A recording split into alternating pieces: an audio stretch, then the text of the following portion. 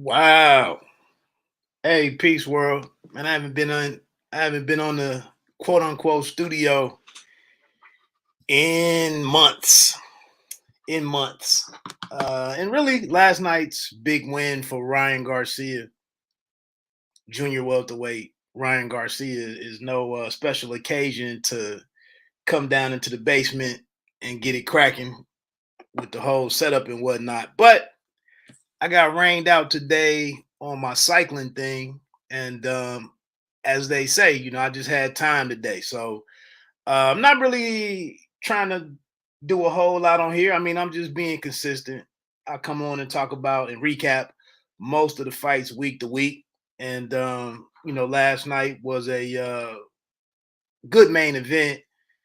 The undercard really didn't do a whole lot for me, but I'm just gonna talk through a couple of things and get on off of here. Uh, Event wise, I give it a 9, maybe even a 10. I thought the crypto.com or crypto center, whatever it's called. Let me see what this thing is called. The old Staples Center. Yeah, crypto.com arena. I thought it looked dope. Good turnout. Some NBA guys in there. Draymond was one person that I remember. But good turnout. Looked like the building was pretty full. And I think this just speaks to the kid's marketability. And while he may not be checking all the boxes for a lot of us, boxing wise and straightforward boxing wise, I can't get mad at the dude. I don't see a lot of other cats under 25 that can go into crypto.com arena and have the same turnout and against a Javier Fortuna, former two-time world champion and whatnot. So I thought the event, yeah, if I don't give it a 10, I mean it's a strong 9.5. Like I said, the undercard didn't really blow me away, but he had the usual suspects on there. Shout out to Lamont Roach getting a victory. I think that's his third or fourth in a row since his world title bid against Jamel Herring that came up where he came up short. Decent performance for him from him against Angel Rodriguez, Alexis Roja against Luis Veron in the chief support bout. Not a bad fight. When all the fights go the distance, that's a long night of boxing. Long night. The main event didn't get. I don't think they did the walkout for the main event until like after around 11:30, 11:40 ish and whatnot. Um, that's a long night. That's a long night. But I knew I didn't have to get up early today, so I fought through it. And then I wanted to see the main event. Who else was on there? The Sandoval kid that got upset. Uh, who was his name? Ricardo Sandoval against David Jimenez. I think Sandoval was a 16-1 favorite, was what they mentioned on the show, and I just thought he just never did anything differently and really went to separate himself to get the victory and continue on with what he was doing. But I'm looking at him and kind of seeing what he might do against Julio Cesar Martinez. Just kind of looking at where he might fit in moving forward. Maybe even a Bam Rodriguez. And he wasn't lighting up the world for me, but he gets upset. He had to knock down at one point in the fight. Kind of went into cruise mode a little bit, and the Jimenez dude just out hustled him. So that was kind of the highlights of the undercard. Thought it was all right. Let's get to the main event. Again, I said for the event itself, I give Ryan Garcia a 9 or 10. There's not many young cats out there that can really bring in the crowd that came out for him. So I thought that was awesome. And I say this often. I'm a fan of boxing, so I thought it was a good look for boxing. I'm not necessarily a Ryan Garcia fan or a King Rye fan, but when we need individuals out there that can sell tickets and that can have that can generate some buzz and maybe even pull in some new eyes, crossover a little bit, I'm all for that. And I'm not gonna sit here and tear this kid down because of his social media following and what he is, what he isn't, blah, blah. I'm not doing all of that. Looking at the fight itself, it was kind of funny to me before I went to bed last night, and what I saw in some of the chat today was, Fortuna didn't show up. Fortuna took a dive. Fortuna people change shit up when they don't get the results that they want to see. People are quick to change shit up. That's why I don't really fool with this boxing shit too tough. Cause you just get to talking to weirdos who get mad. You predict shit, or you mad that people are mad we can't get Garcia and Tank, or Garcia and Haney, or whatever the hell an individual is mad about, but it doesn't happen. And then we immediately run to the conspiracies and the bullshit. I saw I thought Fortuna was a decent opponent coming into it. I saw in the first round, my man that I talk a lot of boxing with just through text messages, maybe. I was getting ready to text him in the first or second round and say fifth round. I was thinking fifth round it would have been over from what I was seeing out of Fortuna. He didn't really have a lot of answers. It's like some people wanted to go with Fortuna is over the hill already. Fortuna is trash, yada yada. I saw a guy, Fortuna didn't have any answers for the young kid. He didn't have any answers for what was happening. All that goofy shit, that awkward stuff that Javier Fortuna kind of gets into. He did a little bit of that. You saw him after the knockdown with the body shot. He dropped the hands and started shimmying and doing his weird shit, and then you knew he was kind of broken altogether. And then it was going to be over pretty soon.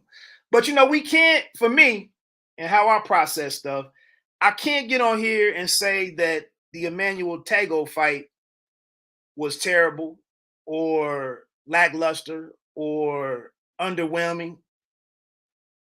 And then the kid takes some steps forward with his relationship that's building with Joe Goosen, his trainer, the last two fights. Come in like he did last night, looked more assertive, fought more aggressive, was sharper, took charge of the fight, imposed his will on a seasoned guy, and then got the big result that he should get. I can't look at both things and still be complaining about the kid. Now, am I sitting here talking about throw him in there with Tank? I favor him against Tank or whatever. I'm not. I don't jump to it. I don't have these big swings in how I look at shit. It's a great win. It gets him in the discussion. I don't know. Does he have a wine line or some shit? I thought the wine. I thought the wine in the ring afterwards was. He does a lot of corny shit and weird shit. But does he have a wine line? I don't know. But I thought that was weird. But anyway, I just like what I saw from a fighter. I said this before. And he kind of solved one problem for me. I didn't know what he might do next if he take a look at Devin Haney and revisiting that, the undisputed lightweight champion. I didn't know if he would look at that fight or that opportunity. He said he's staying at 140. Whatever. My thoughts to Devin Haney is that I would quit acknowledging Ryan Garcia. I thought it looked bad for him to get on there. And I'm sure he's at the fight. He shows up to a lot of fights. He has a relationship with DAZN. They probably invited him over to have a couple of words, say something, show your face, jump on the mic for a few minutes. And he talked about possibly facing Ryan Garcia. He didn't give him a ton of light. He basically was just like, I'm trying to fight the best fighters in the world. So I give him credit in that regard. But quit fooling with him. Like, you're the undisputed champion. However you got there, that's what you are. Ryan Garcia, you need to ask him about me. I don't have shit to say about him. I can tell you what happened in this fight right here, but my objective does not really involve Ryan Garcia at this point. I'm my own entity. I'm my own business. I'm my own businessman. I got the titles. He needs to worry or he needs to answer your questions about me. I don't have to talk about him. I got shit going on in my life. So I think moving forward, I hope Dev just drops that. I wouldn't acknowledge him anymore. But if he's up at 140, and I mean, and if the target is Tank, um, I don't know. I mean, I might be at 65-35, 60-40. Um, I'm not really, it's still like ideally I'd like to see Ryan Garcia against one more. If he was to fight Jojo Diaz Jr., I think that might check the final box for me. But I like to see him against. I mean, here's a former two-time world champion that he beat up and blasted out. So I mean, and then he got up off the canvas to come back against Luke Campbell. So maybe he's done everything that he needs to do. I just need to see him against. I just need to see him against the world champion, I guess. So if they make the fight with him and Gervonta Davis, cool. I'll watch it. I'd be interested in it. I think I am a little boxing fan wise. I am a little disappointed that it seems not to be any interest there in taking on Devin Haney. And but I know Devin Haney has like a year of his schedule tied up already, so he really doesn't need him. But I just think the history between the guys, them both being from out west and whatnot, being in the amateurs and circling around each other, I'd be interested in that fight. But if he continues to push for the impress for the fight against Gervonta Davis, then so be it. I take it. Um, I think where I might be with that matchup is I feel like Gervonta's done a little bit more. I guess I perceive him as being a little more complete. Um, Resume probably better. Even though we haven't seen I haven't seen Gervonta Davis against the people that I'd like to see him against the most. But I'm a little more. I have less concern about Gervonta Davis against anybody. I would have some concerns. Conversely, on the other hand, I would have some concerns about a Ryan Garcia against a Tank Davis. But I think he has. I think he has a good tool set to give himself a good chance in that fight. Uh, he seems to believe he can do whatever. Maybe the relationship with Joe Goosen is a good thing. Um, make the fight. I mean, if they make the fight, I'll watch it. Um, him at 140. Where else could he go at 140? Would he if they can't do Tank Davis, would they look at what's my man from Louisiana? Regis. Would they look at Regis? Is Josh Taylor a possibility? It just like with the sudden move to 140, I feel like it opens up the discussion to all of these new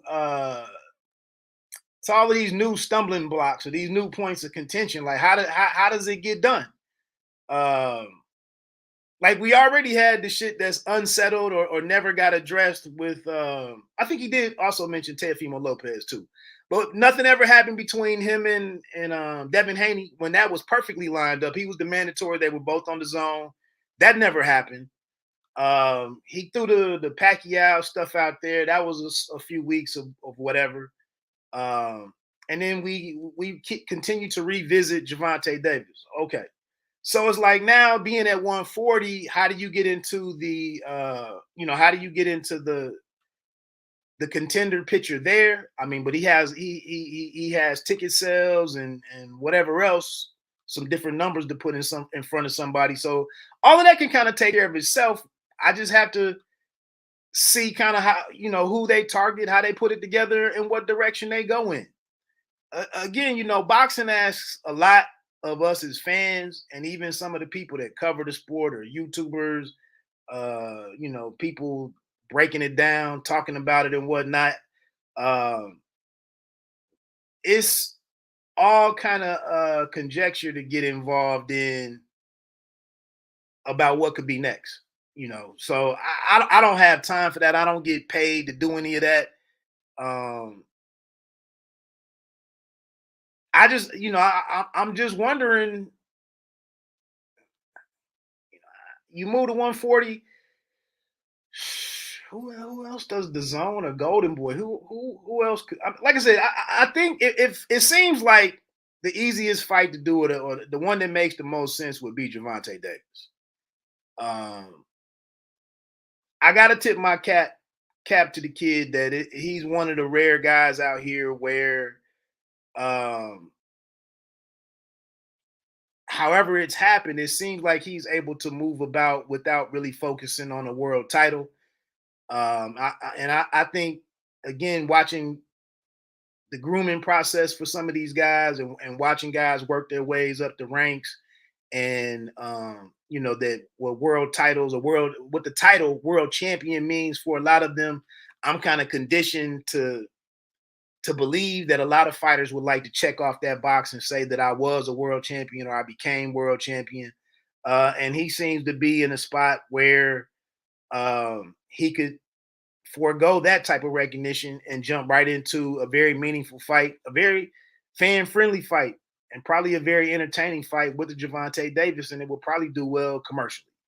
Again, how do we get PBC slash Showtime and DAZN slash Golden Boy to put that together? We know that DAZN is now over in the pay per view game. But how do they get that resolved in a timely manner? Is this something that could happen later on this year? And that's it. He just fought what? Within 3 months. Second fight within 3 months, I believe. Let me see when he fought Tego. Was that March? That was April. April. So 3 months ago. So and he talked about wanting to fight, wanting to be more active, and now he said some things after the victory, like he really wants to be, a full time fighter, full time boxer, a professional boxer, and whatnot. So I'm all for that, but and he mentioned, videotaping or recording the negotiations with Tank Davis to convince people that he really wants to fight. I don't know how they get it done. So we'll see what happens. We'll see what happens. I don't really think the boxing calendar couldn't support the fight later on in the year. Um, it's just whether or not the parties involved are motivated to make it happen or not. I think it's a very good fight. I think both sides should have some level of confidence in their guy being able to either win or have a great showing that doesn't hurt him. And they can move forward possibly with a rematch, or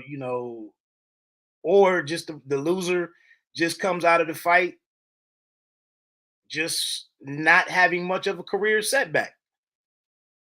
So I like to see if they could get it done.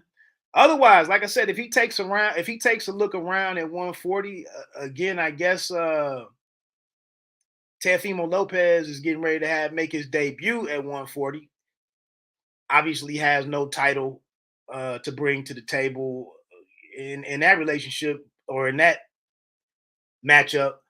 But with it being two young guys, being pretty exciting, all the exposure that Teofimo Lopez got taking down, um, rising up on ESPN and then taking out Lomachenko on ESPN, and everything that's transpired since, they could do it.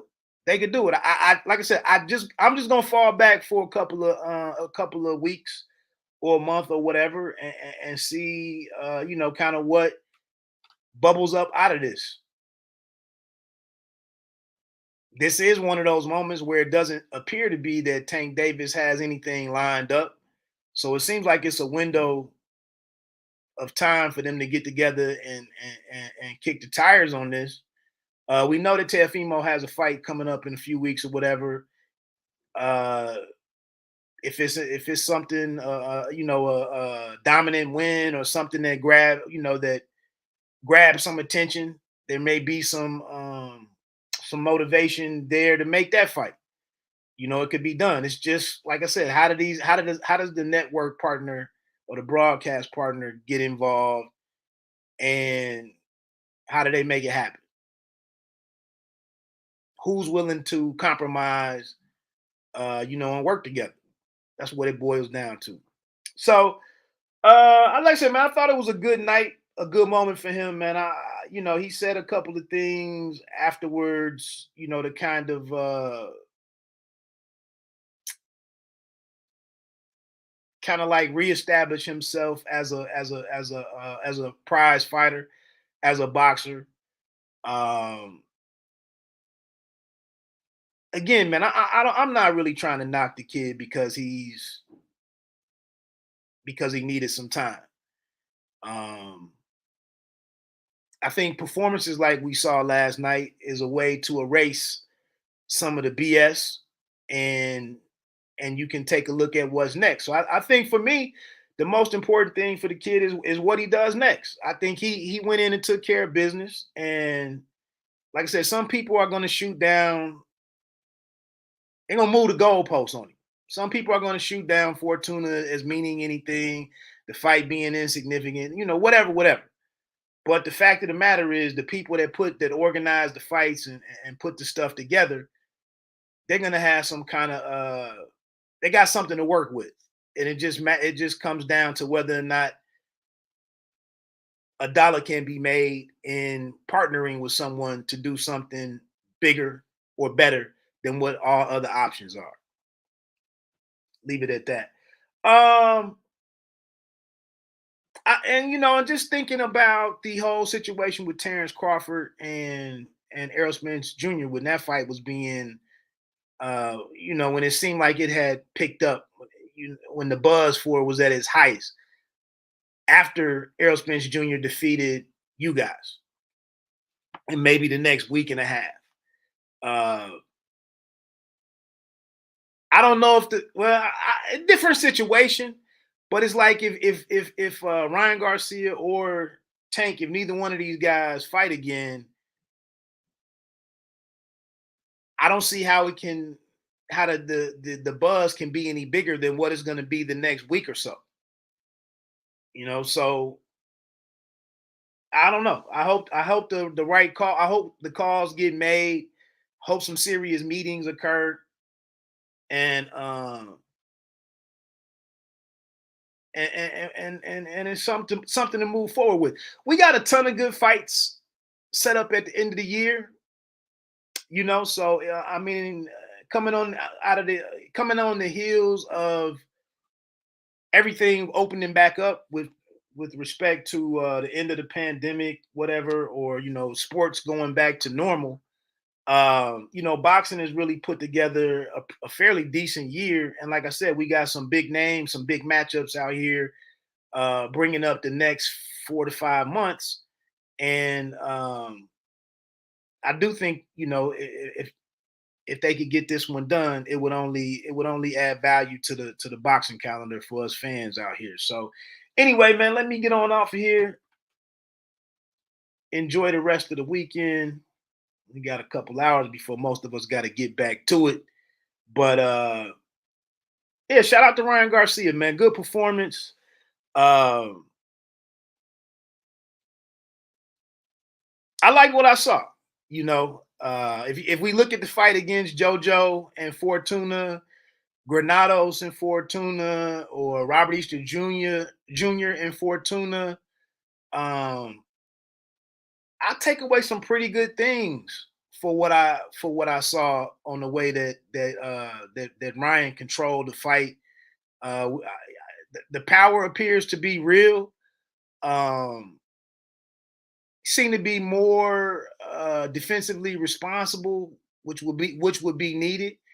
And I think there's some things. There's a lot of people complaining he doesn't do this, he doesn't do this, he can't do that. His feet, and crediting the offense, the prowess of and the power of a Javante Davis. But Garcia has some good tools to work with, and you just need the right training, the right teacher to show you how to make your tools work against multiple styles. Uh, this notion that somebody that you don't like, a fighter that you don't like or you don't want to respect, that they wouldn't be a professional and figure out a way to get a win against opponent X. He has some good tools. Uh and he may be putting them together in the right way to give himself a hell of a shot at beating Tank Davis. He really may be. Like I said, I don't favor him today, but let's see if they get the fight done. Anyway, my name is Wood. Bite down boxing. Don't let them count you out. Pay me no mind. Sports and entertainment. You don't have to be great to start, but you have to start to be great. Peace.